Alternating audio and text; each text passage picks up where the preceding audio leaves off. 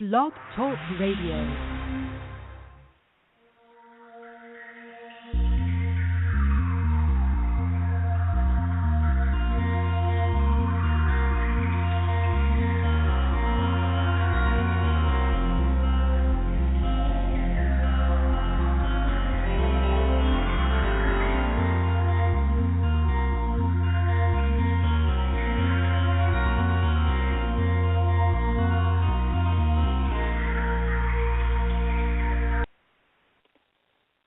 Not alone. Good evening, everyone. This is Wes Roberts, sitting in at the big desk for Leslie Mitchell-Clarke, but only for about 1 minute. I just want to remind everyone that tonight's show is a pre-taped episode, and it's with our friend and good buddy, Robert Mason. Robert, as many of you will know, is very active in the UFO community in Perth, Australia. He is a good friend of the show. In fact, he's making his third appearance tonight. Robert has all sorts of good advice, good things to say, and I think one of the things he'll emphasize in tonight's pre-taped show is that you can't do this on your own. You really do need help, and I know he needs some of your help too. So I'm going to ask you to listen to the interview with apologies in advance for minor technical glitches with the recording quality. We did record this over Skype. But listen to the interview, enjoy, and if you like what you hear and want to get in touch with Robert, there are many ways how, especially through Facebook. So following is Leslie Mitchell-Clarke and myself, Wes Roberts, interviewing Robert Mason in a pre-tape we did a couple of days ago. Enjoy. We are not alone. And a very, very good evening, everyone out there. This is your host, Leslie Mitchell-Clarke, and I would very much like to welcome you to another episode of Contact. And I'm joined, as always, by my co-host and the producer of Contact, Mr. Wes Roberts. Good evening, Wes. How are you doing? Hey, Leslie. I'm doing good. We're enjoying the great outdoors here. Indeed we are. As much as I will explore the great outdoors, I am the kind of girl that doesn't go back to nature. I go back to the hotel. Yeah, I got that. That's my MO. But I'm okay on the deck. We're on the deck, so excellent. And we are very excited because we are welcoming back to the program one of our dear friends, and also he's going to be joining us for his third guest spot. Mm-hmm. And I'm talking about Mr. Robert Mason. And Robert Mason is a ufologist. He's involved in research. He's also quite a photographer and videographer. And he is the leader, I believe, of the Perth, Australia CE5 protocol group, which is, of course, the individuals who have taken this amazing process from Dr. Stephen Greer and are utilizing it in the field and, in fact, generating an awful lot of wonderful contact. So there you go. Yeah, we can't wait to get into that, and I don't think we'll have any time to fill in, but we should just mention, too, that we're always on the go, and we'll let you know in this show that plans are underway for the Alien Cosmic Expo 2016. That's right. It's going to be another star-studded event, and hopefully in the very near future we'll be able to release some information. So we're looking forward to that. And before we bring on Robert, I did want to thank our generous sponsors. I would certainly like to thank Euphoria and the Euphoria Chronicles and Mr. James Borg, Charlie Kundalini, and all of the wonderful people at Euphoria. They have been incredibly supportive to us throughout the years, and we do appreciate it more than we can say. So, James Borg, big shout out to you, the founder of Euphoria and Euphoria Chronicles. We would also like to thank Conspiracy Culture, which is not just a bookstore. That would be too limiting to call it a bookstore. It's really a community center, resource center, and Mr. Patrick White, Patrick and his lovely wife are the owners of Conspiracy Culture. They run a prestigious speaker series. Patrick is also part of Modern Knowledge, which has done some amazing tours across Canada, and he's also the advisor to ACE, Alien Cosmic Expo. So Patrick White and Conspiracy Culture, conspiracyculture.com, a lot more than a bookstore. Mm-hmm. And we'd like to thank Enchanted Reveries Jewelry, beautiful handcrafted jewelry with a touch of magic, all lovely elements, pewter charms, just beautiful. So you can look at all that gorgeous stuff by logging on to enchantedreveries.etsy.com. And we would also like to thank VarietyStoreProductions.com and our dear friend Mr. Greg Summer. He is a fantastic supporter of Contact and really has a full service studio. He can do anything. So Greg Summer, Variety Store Productions, and the Canadian Hypnosis Convention. We'd also like to thank them, and that will be happening this October. Fall, yeah. That's right. Looking forward to that. Okay. So I think that's all our housekeeping for now. We have some very exciting guests coming up in the next month or so. We have experiencers. We're going to have Kathleen Marden joining us in September. Right on. Yeah. A lot of wonderful guests coming up, so do stay tuned. We will always post our guest on the Blog Talk Radio show page for Contact. That's right, and I think that takes care of everyone. And if anyone we mentioned, if your ears were burning, we were talking about you today. So there. And I should mention, folks, that tonight's show is pre-recorded because our guest is, of course, joining us from Perth, Australia, and he's 12 hours and probably about 25 years ahead of us here in the provinces. So we, for his convenience and for our convenience, we are pre-taping, and next week we'll be live once again. But for tonight, we cannot have any listener calls, and the chat room is not happening. Right. So there you go. All right. So, Robert, are you there? Yeah, how are you, Leslie? Oh, just wonderful. It's such a pleasure to hear your voice. And what kind of a lovely day are you having in Perth today? Is it sort of cool still? It's actually it's actually raining, I think, outside. Oh boy. All right. Well, that's probably a good thing.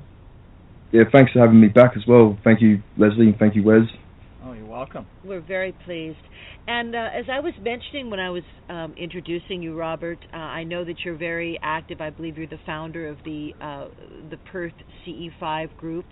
And can you tell me a little bit about what you guys have been up to lately? I've seen some wonderful things posted up on Facebook. Yeah, times, because for myself, like having such full-on experience with them, it means more to myself than anyone else. It's kind of hard sometimes to get people to really go with me there and still wanna.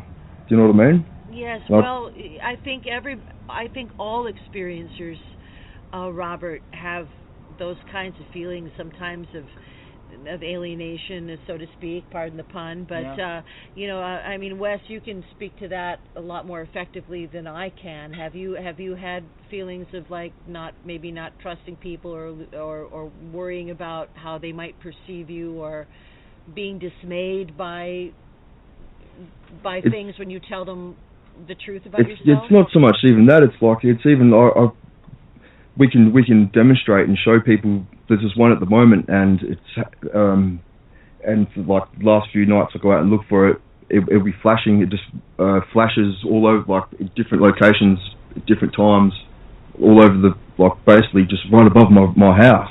Mm-hmm. And if anyone wants to really come and have a look at that, you can't explain that. But it's just sometimes just getting people there to have a look at it as well is another thing. I'm in the process of going to soon, I think next week, purchase some night vision optics. Oh, wonderful. So we can get some real good footage of these things and then get it out there. Then hopefully show it to the some of the people that I can show it to now through the media in Australia. Right. And hopefully get someone's attention and get someone coming with a serious mind to come and have a look at it. Yeah. Well, I don't see why not. Well, you know too, Robert. Because I want to make more progress in this as well, and just between doing this and my book recently, I've had to put the book aside definitely because I need more help doing that. But So yeah, I really want to give this a go this summer coming up. So if anyone out there is listening and in Perth wants to take part, let me know via Facebook. That's Robert Mason on Facebook. Because yeah, me and a few friends are definitely committed and keen on getting a group of people together and giving this a real shot, if you know what I mean. Yes. Mm-hmm. Robert, there's so much activity from our perspective, what we see going on in Australia. I mean, it just looks like things are just popping all the time. Yeah.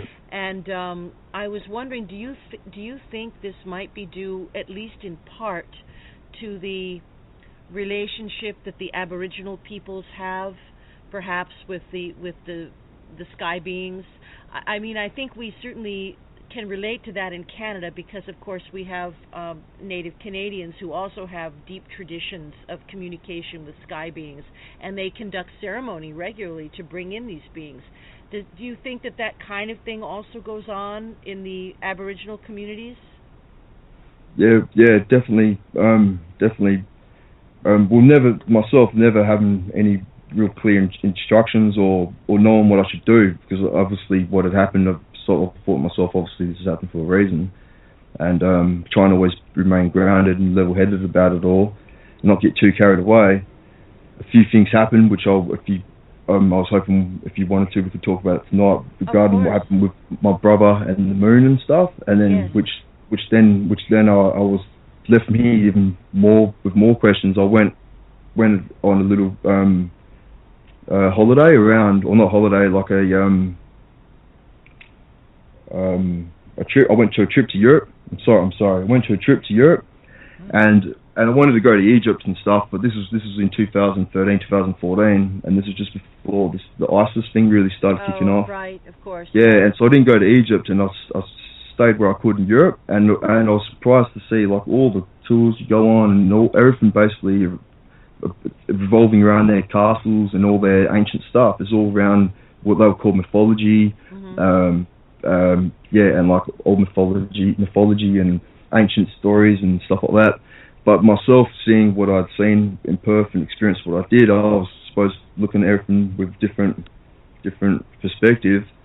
I was a little bit more inclined to believe the stories and stuff that they were telling on these tours and about all these castles and what are they called? Gargoyles and other stuff like that. So I get to Prague, and that's when there's a clock there, and it's like one of the third oldest. It's the third oldest clock, and it's the oldest running clock in the world. And that's when they talk about the sun catcher, and also the ancient Aboriginals talk about that as well. Yes. And basically, it's in referring to that, and you go through all the mythology of it all and stuff, and it comes down to equates to this: even the lowly may effect great things, and the despised of earth may rise to heights which even the mighty cannot obtain. Mm-hmm. And meaning of what I'm trying to get at that is that even just anyone out there, even if you don't think you can make a difference, I think that definitely we can all get out there and make huge differences, and we can all connect with our star friends and stuff. Yes. Yeah. And as an experiencer, Robert, every time you make a media appearance like this and talk about your experiences, you give other people courage to do the same thing. Isn't that right, Wes? Well, yeah. I mean, I was I'm not going to say applauded. That's the wrong word, but I was given some compliments about being out there at a couple of recent events that Leslie and I were at. One was a small community meetup event, and the other was ACE.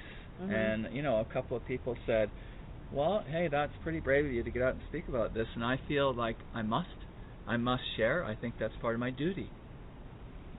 Yeah. And you feel that way too, Robert? Of course. Sometimes I feel like I'm not doing enough, even though I'm doing everything that I possibly can. Yeah. And I just don't want to let anyone down, or just don't want to let myself down as well, I suppose. Well, I think sometimes we're our star friends are a lot more patient than we are. You know, we want results like now, like yesterday. In fact, you know, speaking of the book thing, I mean, I'm almost embarrassed to tell you, but, you know, Wes and I have been working on a book for quite some time, and you know, it's not ready yet. It will be ready this year, but it's you know, other things have obstructed our progress sometimes. You know, so we do all that we can, but I think it's good to be patient, and I know you're doing everything that you can as well, for sure. And tell me, Robert, have you had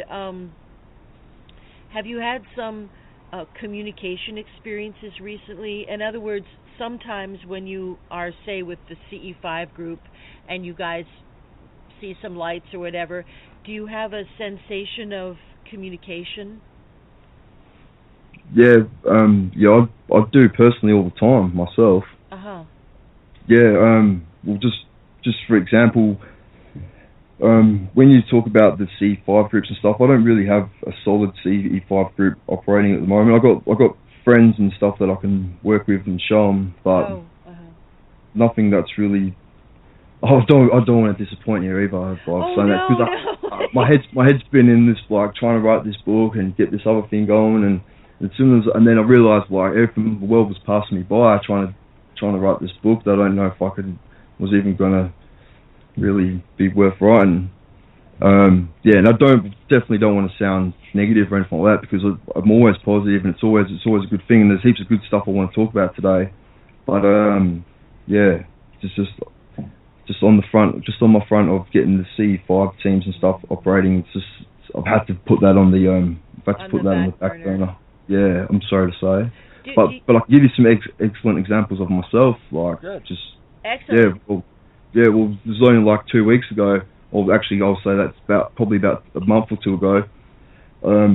Just one of many times I missed the last train, and I had to walk home from a train station about 5 or 6 kilometres away home, and I missed out going to a friend's fancy dress party and all this other stuff, and I was walking home and I was thinking to myself, oh, did I do the right thing tonight by going and helping an old friend and doing all this other stuff? And as I thought that, I just got this big shooting flash, like this big, I don't know, I don't think anymore that these things are shooting stars, just the way they just the synchronicity of them. But it just come flying over the top of me and just lit up the sky, and then then another big flash just disappeared. And then and I thought, oh, that's wicked.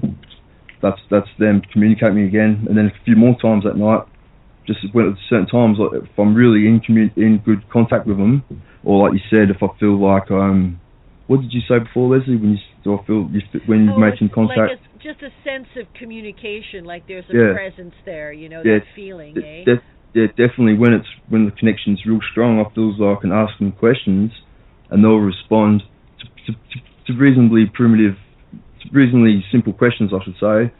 But you got to ask them yourself truthfully in a way that they will respond, and they'll flash to the answers, sort of thing. It blows my mind, to tell the truth. Yeah, I've heard that they do that they do respond with flashing. So there's real telepathic communication going on, for sure. Yeah, I'd have to say that for sure, 100% for sure. And then when there's times when if I need, like, there's been multiple times, let's say since we've spoken last, I've shown at least 20, maybe 30 new people, shown them. But the people, it's hard, I don't like to say this or be negative about this in any way, but a lot of their own things will get in the way of it. Oh yeah, bias. So, yeah. Do you know what I mean? Like, I can show them the old mates, but what happens from there on, it's up to them at the end of the day. And there's some people, the old mates know a lot more that goes on in people's minds and stuff, I think. So you sort of have to be a good person as well for them to want to associate with you as well, I think. Oh, I think that's absolutely true, because as you say, you know, the old mates, they can't communicate with people who have low vibrations. Right.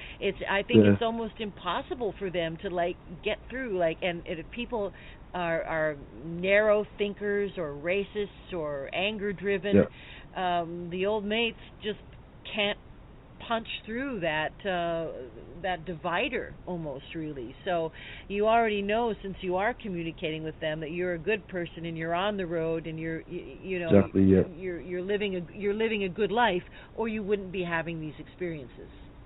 Yeah, exactly. And when I do things in my life, like positive things to help other people, or even if I just take 5 minutes just to talk to someone, or just help someone, then I find that the activity with old mates, they increase their activity. Like they encourage that. They do. Yeah. Do you and remember I'll stand by anything that I say. I always stand by anything that I say. Yes. And yeah, definitely 100%. Definitely, that's a fact. I would have to say. Yeah, and they do respond to that.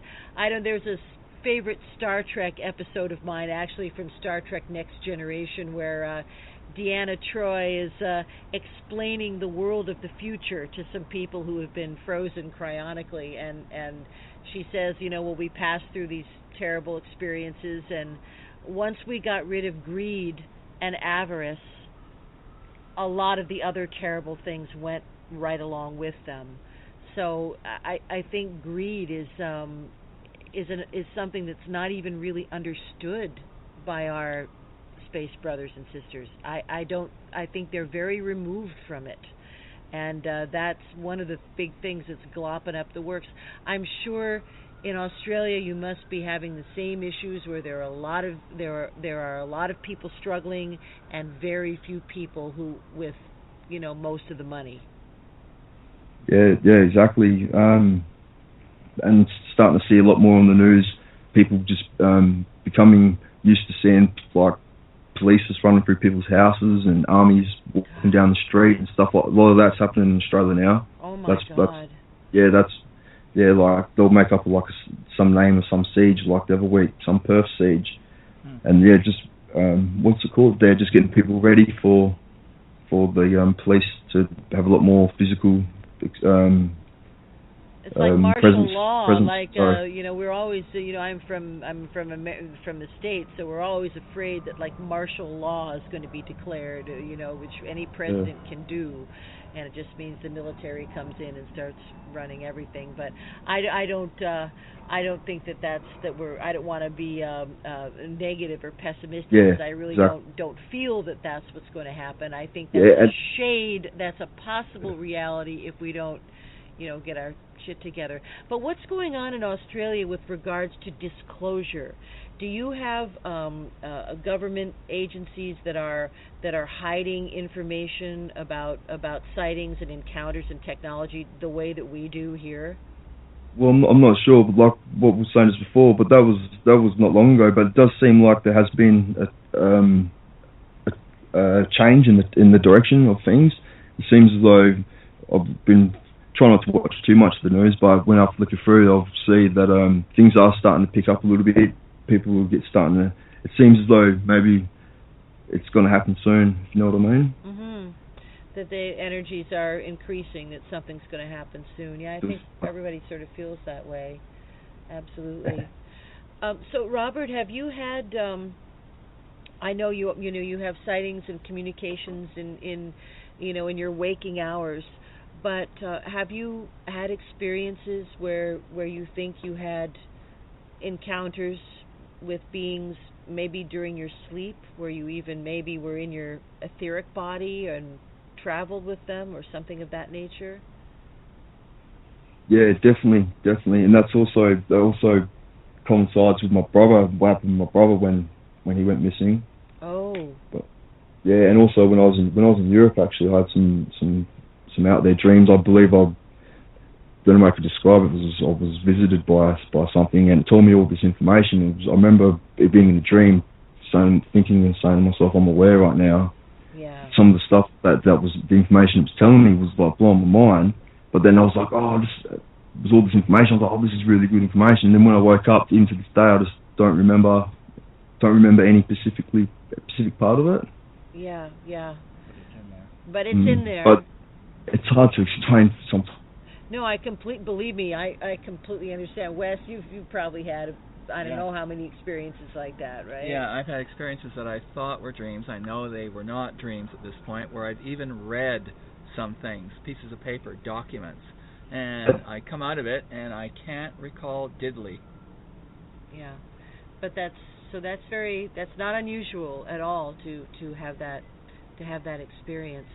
Brief break. I was just going to ask him about during the next 6 months where he would like to see ufology going. Would you like to see more things in the mainstream media? Would you like to be able to have some type of improved government transparency? What do you see over the next 6 months?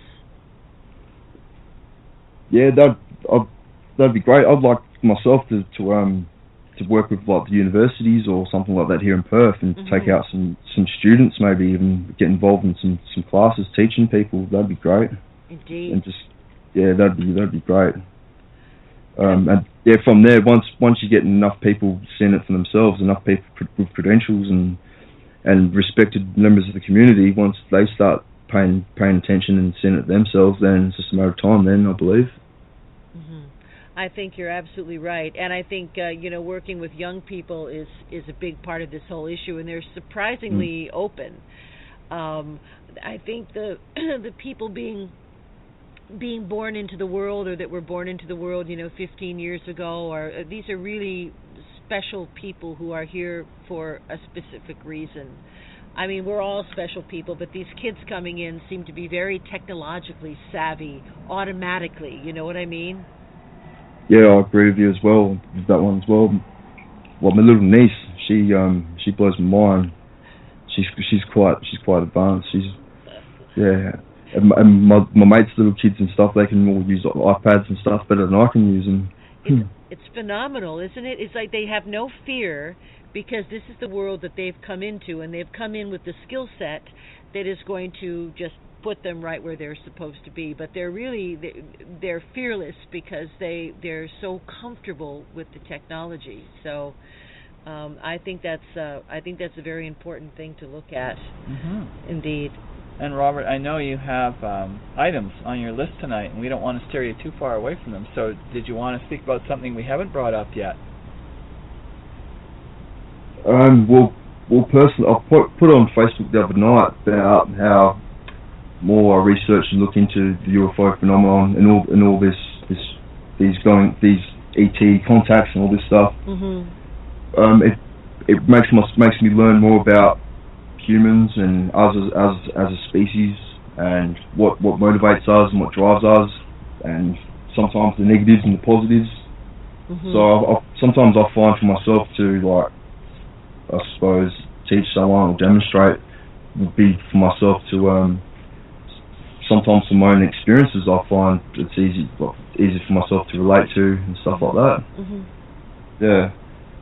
Do you think? Oh, I'm sorry. Go ahead, Robert. Yeah. Sorry. What were you going to say, Leslie? Sorry. I was just going to say, do you think that your contact with our Sky brothers and sisters, your old mates, do you think that it has helped you to become a calmer person or a more thoughtful person, more like them, maybe? Yeah, I still need to work on that. We all do. I apologize sometimes for a lot of things. Well, don't be too hard on yourself. No, I think that they have such a loving vibe generally that it can't help but make us better people to rise up, to sort of ascend to their level a little bit, for sure. Oh, I know what I was going to ask you, Robert. Have there been, and this might seem like a completely stupid question, but I know there are parts of Australia that are greener and more lush, and parts that are more deserty-like, but have there been crop circles created in Australia? It's a good question. I'm not sure exactly. I'm not sure. That's a good question. I don't seem to ever, read too much about that, but there are. I mean, it seems. I think maybe one or two. Yeah, I'm going to have to look that up and see if there are. But I would bet that there are. I just would bet. There was a crop circle that appeared just maybe 3 days ago, of course, in the same old place, the Wiltshire area, very close to Stonehenge, right, and Avebury. Yeah. And an off-duty police officer saw 3 beings sort of inspecting the crop circle, and they were well over 6 feet tall. They were blonde, and they were wearing some type of like light-colored sort of a jumpsuit, he described. And he called out to them, and at first they didn't notice him. It was just either they didn't care about it. But anyway, he called out to them, and eventually he started to walk into the crop circle. And as soon as he walked into the crop circle, he heard a sound. He said it sounded like electronic static. He heard an incredible sound, and then he turned his head, and the 3 beings ran. But he said they ran not like anything that a humanoid can do. It was more like, who's the comic book character, the Flash? Oh. Is that it? Was like, in the way he described it, it was like the Flash. So the police department is very embarrassed because he came out and told his story to the media, and they're just trying to discredit him or discount it because he was off duty at the time. But can you imagine? Yeah. Yeah. There they were, 3-dimensional, flesh and blood. I mean, just as real as you or I, just standing there, checking out the handiwork. Well, recently I've got this little kitten. It was a tiny little kitten when it first rocked up on my doorstep. But I've got this. It's the strangest cat. I don't know where it comes from. It's only a little kitten, and I look after it every night. Like, I'll put food out and stuff for it. But every night, or every other night when I go out and to initiate contact and do what I do, most of the time, more often than not, I'll be on my own.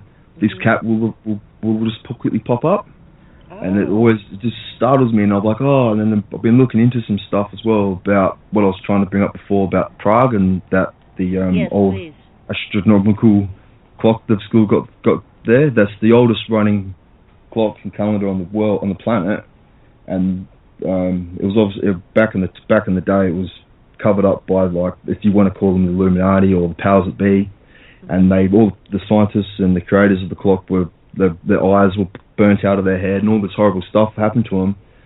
But it talks about how man, if he misbehaves basically and isn't true, then the sun changes its course for either a couple of hours or for a couple of days in order for man to correct his course.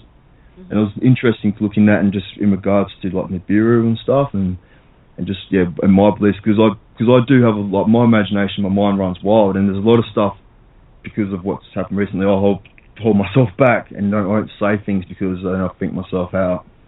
Maybe it's not my place to say certain things, or but sometimes I think I remember saying that last time as well. But so I got this cat that lives at my house now, and then I looked into it and about just looking after animals and things like that can't help themselves. Good. That's another very wonderful thing that you're doing, because if you compassion for animals, compassion for other beings is also a big part of, I think, what our Sky brothers and sisters would like us to do. Yeah, I was going to go. Yeah, I'll tell you if you want. I can tell you about my brother. What happened that night? My brother, if you want, like. Please do, Robert. That would be great. Yeah. All right. So with my brother, over like a course of a couple of years,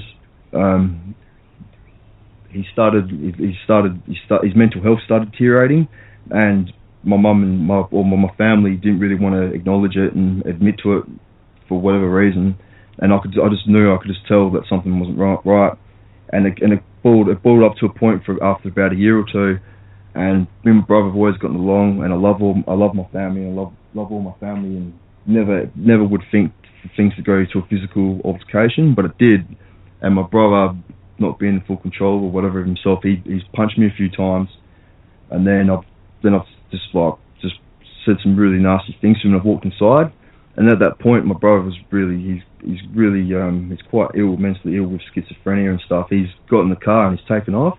And for 5 days, he was, like I said before, 5 days he was just gone missing, no sign of him. The Perth police and SES and everyone was out looking for him. And my mum was morbidly upset, was like moping around the house, crying and using every resource we could to go out and hopefully find him. And on the last night, a couple of hours before what happened, I was laying in my bed and I was trying to close my eyes and just trying to escape this reality, thinking to myself, where was my old mates and if they were going to come and help me and what was going on. And in that point, I was in a completely black room and everything was completely black. In the middle of my sight, it just looked, all I can explain it is it looked like a bird maybe, but made of light, and it was flapping its wings, getting bigger and bigger as it flew towards me. And then I was like, oh, something's going on here. This is something's going on. And I thought I'm going to ask it a question, and then the question I asked it was, why did it was like it was a self-absorbed question for myself. It was putting the blame back on my brother. It was like, why did my brother do this? And then it just disappeared. And I thought to myself, oh, why should I have asked it such a question like that? I should have asked it something more like if my brother was alive or maybe where he was. Yeah. And then so instantly I was overstruck even more with grief and guilt, thinking that was my chance. And then I've tried to close my eyes again, and then I've noticed this light coming from this light coming in from outside the window, and I couldn't really make it out. And then I got outside, and there was the moon was huge that night. It was just the most biggest and brightest I've ever seen it in all my life. And I was like, and I thought to myself, geez, that's a sign there. And then I ran inside and got my mum, and she just got some money together to use in her friend's car to go for the last drive out to look for my brother. And we'd been like 100 kilometres all up and down the coast in the hills. My mum had been everywhere looking for my brother with the emergency services of Perth, no sign of him. And so yeah, we put the last bit of money in the car in the fuel tank, and I ran it past my mum. I said, and Louise, who's my mum's friend who was driving, I said, oh, there's not a good time to bring this up, but I think we should go and follow the moon and go to follow the moon. I think we'll find my brother. And instantly, like, they both reacted, how dare I bring that up and talk about that at a time like this. And it was because of me talking about that stuff that this had all happened. And anyway, but it wasn't the truth. Yeah. And this is even after I did show my mum that time when I told you last time on the radio about having them two craft come from behind the moon, and me showing my mum. Yes. This was even a couple of months after that, and even after my mum had seen a few crafts, and my mum still didn't want to believe in that these things would help us or anything like that. But then, so I'll just get to the story. So then we'd left the petrol station, and my mum was like up in arms about where we're going to go, because Perth's quite big and it's out in the bush, and if you're going to just pick any road, any direction you're going to go on, you pretty much got to dedicate yourself to going in that direction to the next petrol. Yeah. You know what I'm trying? Yeah. So, but then as we're coming up to the point where the fork road, or the junction in the road, where we can go left or right, the moon had just presented itself again, just in front of us as we come over this hill. And then even Louise was driving the car, looked into the back seat to me and goes, gee, that's not right. The moon's, what's going on here? The moon, this is not right. And then my mum said, yeah, just listen to Robert, see if he's right. And then so we drove for about 45 minutes, almost an hour, and we're getting real low on fuel. And then we're all in new estates near the coast, and I hadn't been out there for a couple of years, so it was all quite new to myself. And we just kept following the moon, just kept driving until we got all the way to the coast. And then as we got to the coast, believe it or not, my brother's car was there.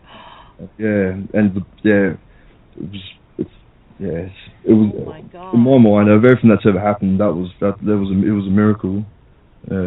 Was your brother in the car? Yeah, he was in the car, and he was like lost and delusioned, hadn't had nothing to drink or eat for a couple of days, and oh dear. Yeah, he was just in the car park and in the car, yeah, and the police and stuff just couldn't really. We tried to explain what had happened when I found him, and they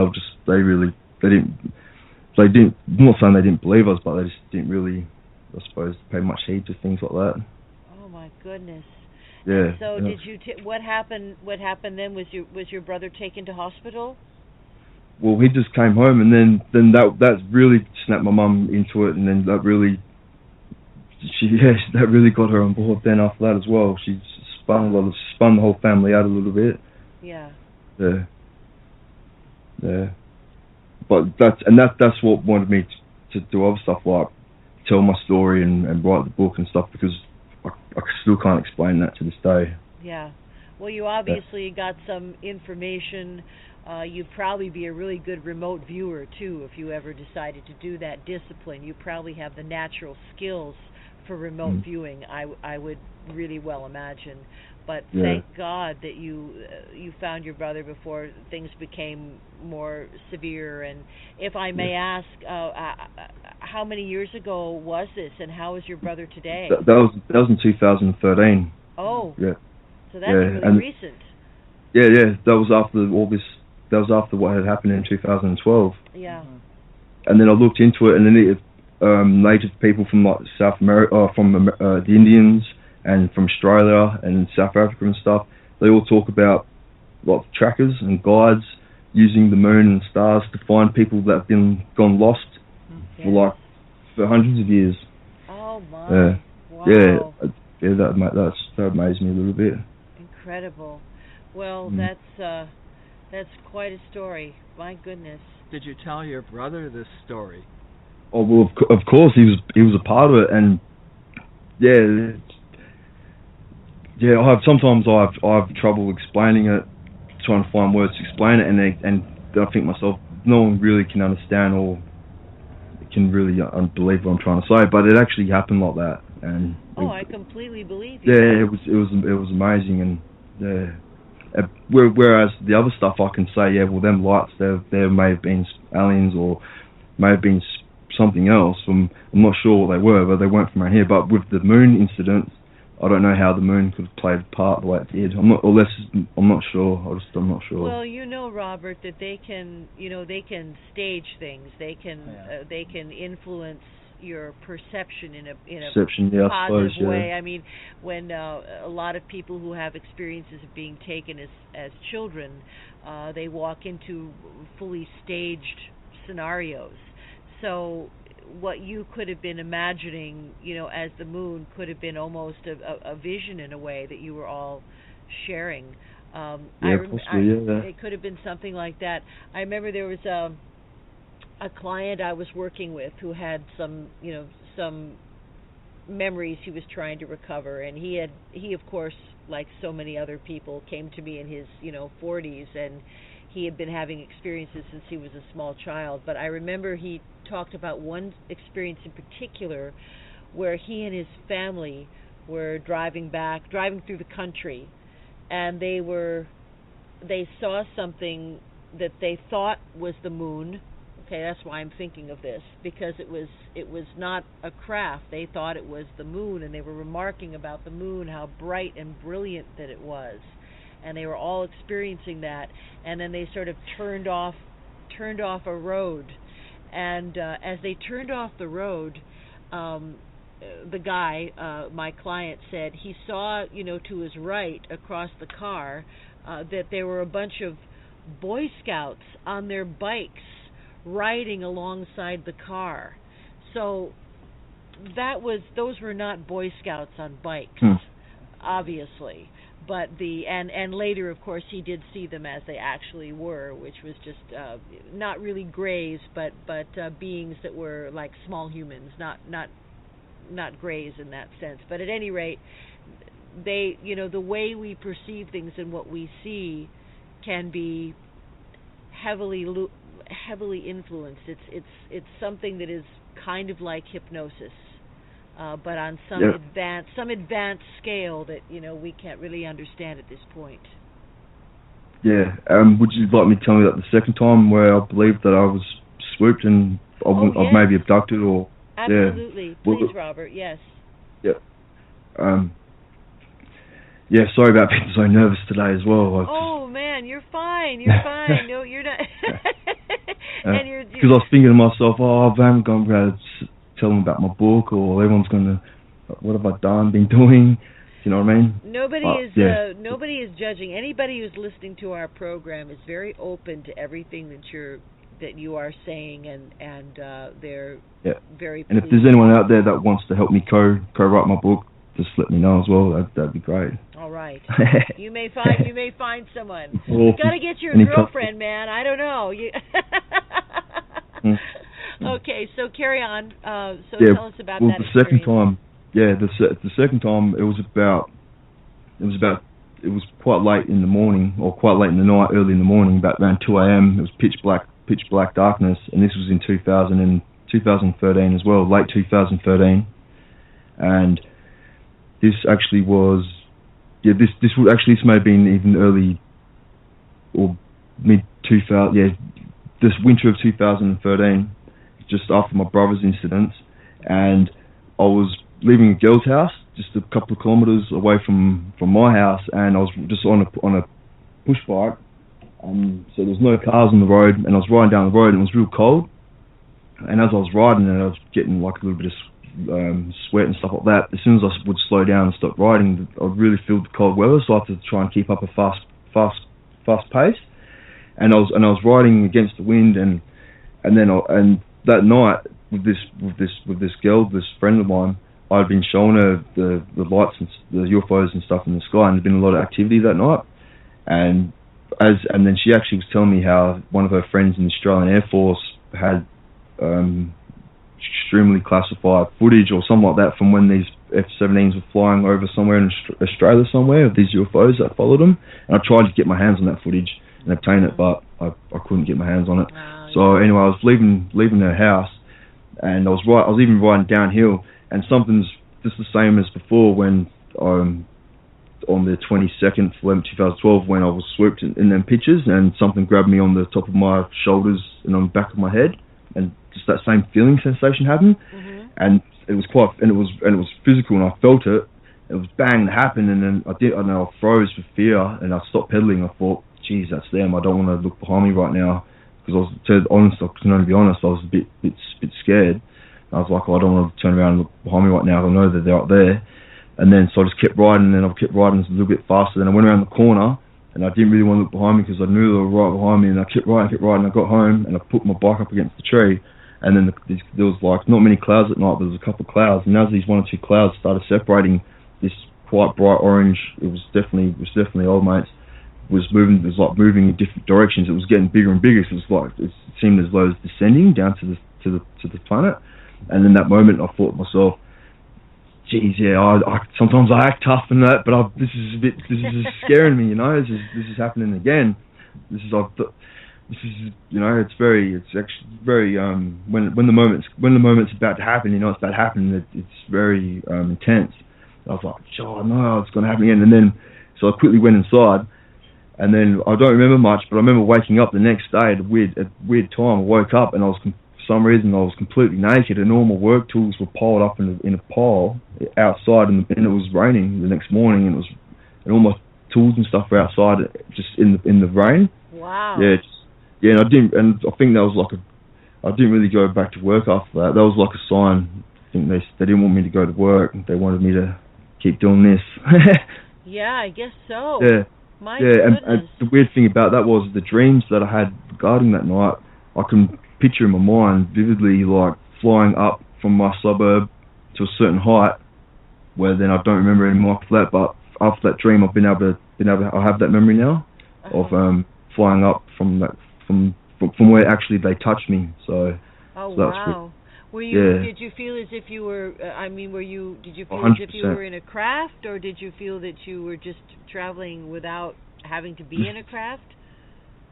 Well, if I had to explain it, it's like, because I really wouldn't call it unless I was really certain. So and there's two times I know that's happened, and so the second, obviously the first time with the photos, and then the second, and all that stuff happened, and then the second time, it was like they made physical contact with me, and then in my mind, it was like I knew that what was going on, it was them that was going on, and then I was sort of just on autopilot, and I had to just quickly ride home and just play out my little part, because something else was happening, whether or not was on board a craft, or whether I couldn't tell you that consciously knowing, like maybe under hypnosis or something like that. Yeah. I'm not sure because I've been looking into this stuff myself, trying to get answers myself, and I would like to find out. But I know for a fact that happened like that, that night, and the dreams that I have afterwards. Yeah. Well, that certainly points to actually traveling. I know, Wes, you've experienced that, where you've been taken and had the sensation of looking down or something like that. Yeah, in fact, Robert, I earlier this year, it seems once a month for 3 months, I had 3 experiences, and every one of them, whether it was inside of a house or inside of a craft, I was taken up and I could see the landscape below me, and everything as if there was a see-through floor or something. And it's funny because just a couple of days ago I read something from one of our friends in MUFON, where he sent me a link to, this was comprehensive, like the 70 signs that you might be an experiencer. It wasn't like 20 or 30, it was 70. And one of them was about flying. Yeah. Dreams of flying, sensations of flying, and also this idea of transparent metals. This is something that I hear about, again and again in experiencers that I'm working with, where either they can see through the top of the craft, where it becomes transparent, or more commonly, when they are about to sort of beam down, they go to a specific room in the craft that becomes transparent. Becomes transparent. So I've heard that kind of thing often, Robert, for sure. Yeah, and the thing, like with myself, and I've got, I would say maybe 50, like, whether or not they're on Facebook or not, but there is at least 50 witnesses I would have where I can be talking about this stuff and we can go out the front, and then amazing things will happen. Like I've had a few experiences where I've pointed in the sky, because I've seen this one that I've got this one that I call Flash and Dash now, and he seems to initiate a lot of contacts that happen, because bang, he'll flash in and I'll see him, and then I'll know where the craft that's going to come in from, whether or not that's a mothership or something, I'm not sure, but this could be some good intel for any of the CE5 people out there. It seems to be this one will flash, and then they'll get the movers in coming in before that, moving in away from that, or from the Flash and Dash one. But there'll be times where I'll see the Flash and Dash one, and then I'll say to people, well, look over there in the sky, and then as soon as I point up to the sky, he'll flash, or that craft will flash and do some maneuvering, and it will seem as though that I've just done that with the point of the finger, and it's happened at least 10 times, and I wish Oprah was there to see that. I know.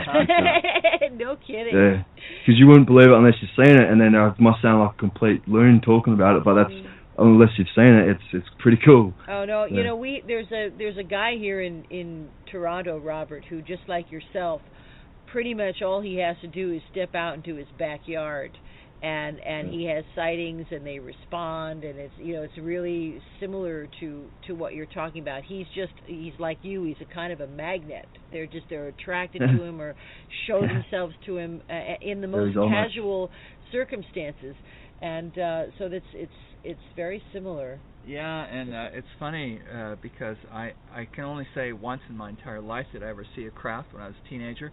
I do see them, interestingly, but only through dreams. And they seem perfectly real to me, and I wouldn't know what one would actually look like, but I see them through dreams, and I'm thinking, okay, fine, that's how they can show them to me. Yeah, I have, on the other hand, seen quite a few craft in the third density, without a lot in when I was at university, and I've seen some things fairly a few different things in these past couple of years, and they seem to be solid. My husband, who makes no claims to be telepathic or anything like that, saw a rather famous sighting called the Brewster Triangle. It was seen by and Brewster is it's outside of New York City, but a little bit north of New York City, so it wasn't like a big city, but it was a massive triangular craft that everybody saw. People pulled off the freeway. So there's books about it. There are these, there are people who, like yourself, though, who just have these regular experiences all the time, and I'm sure it's something very special about you, really, and something really wonderful about you that they would be interested and would be showing themselves like that. Yeah, it's something. Did you do you remember in your conscious memory, Robert, as a child, did anything happen that you think might have been an experience, a contact experience when you were little? If you had any experiences as a child that you felt were contact experiences of some sort, how long do you think this has all been going on with you? For a long time, I think, like from a dream, is when the three blue beings came into my dream, and then the middle one stood inside of me, and I was laying on the ground in what it seemed to be like in a park or on a. It was quite a. I suppose as a young child, it was quite a scary backdrop and surroundings, and it was quite a scary dream. And I thought there were ghosts at the time, but the one in the middle was taller of the three and was blue entity, and there were no facial features or nothing like I can remember anything like that. But the silhouettes of them were human-like, and the middle one stood inside of me, and I'll never forget. I woke up from that dream, aware and conscious, but I just couldn't move, and I lay there, I'm fairly sure I may have fallen somewhere in between the sun rising and it becoming daylight, and it ceasing being nighttime that night. I may have slept or just nodded back off the conscious, fell back to sleep for a few moments, then woken up again, and then was able to move. But I don't really remember that happening, but I do remember vividly laying there for over an hour and not being able to move. Oh, yeah. And that was quite thing. And another time when I was young, there was a big storm, massive storm with my mum and dad. It was one of the earliest memories I can remember having of my parents being together, and everything was pretty normal. And there was a big storm, and I used to have these toys called G.I. Joes, and I was playing with my G.I. Joe, and I had my favourite G.I. Joe, and then there was this big massive bolts of lightning and thunder happening right outside my bedroom window, and I remember it shaking the house and shaking the glass of the window, and it scared me, and really scared me, because it was like a flash of light, and then 1 or 2 seconds later, bang, the lightning, so it was real close. And I ran into my parents' bedroom, jumped into bed with them, and it was the middle of the day. But my parents were in bed anyway, and I jumped in under the blankets, and then there was bang. As I jumped in the blankets, there was another flash of light, and instantly there was bang, biggest boom, and lightning, thunder, lightning and thunder, and the G.I. Joes I had in my hand weren't in my hand anymore. I couldn't find them for a couple of days, and then ended up finding them back in my mum's bed. It was weird. My mum found them in her bed. But that was weird, and could never really explain that one. And that was weird, yeah. Well, that was from a child.